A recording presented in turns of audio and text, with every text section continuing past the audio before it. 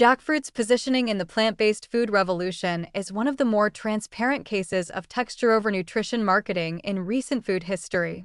The largest tree fruit in the world, capable of growing to 80 pounds, jackfruit has a fibrous, shredded texture when cooked unripe that mimics pulled pork with sufficient seasoning.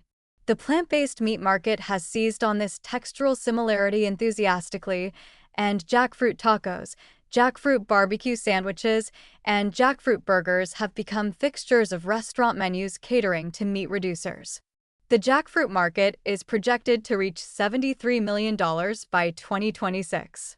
What these menus rarely communicate, and what consumers frequently do not realize, is that jackfruit is primarily a carbohydrate, and its protein content is so low as to make the meat substitute framing nutritionally misleading. A cup of canned young jackfruit provides approximately 3 grams of protein. A comparable serving of chicken contains 25 grams. The ratio is not close enough to describe as a substitute in any nutritional sense. It is a substitute purely in the textural and culinary sense. And consumers who believe they are maintaining their protein intake by choosing jackfruit over chicken are operating under a misapprehension that some dietitians describe as one of the more concerning trends in the plant-based transition space. People choosing plant-based diets for health reasons who rely on jackfruit as a protein anchor may find themselves falling significantly short of protein needs without realizing it. The nutritional reality of jackfruit is that it is actually a decent fruit.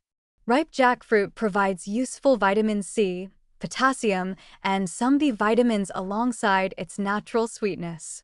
The young, unripe jackfruit used in savory meat substitute applications provides fiber but minimal nutrients of significance, with most of its caloric content coming from carbohydrates. This is fine for what it is, a fruit used creatively in plant-based cooking, but it should be labeled and understood as such rather than promoted within a protein substitute framework. Commercial jackfruit products, the seasoned, packaged varieties marketed specifically as pulled pork or chicken alternatives, introduce a sodium concern that compounds the nutritional picture. Some products contain 300 to 600 milligrams of sodium per serving alongside their modest protein content, a combination that serves the commercial goal of flavor satisfaction without the nutritional delivery that health-motivated consumers expect. The environmental story around jackfruit is genuinely positive and worth noting, because it represents one area where the marketing does not need to overreach. Jackfruit trees in South and Southeast Asia are drought-tolerant, productive without intensive agricultural inputs, and capable of generating substantial food yields with minimal land and water requirements.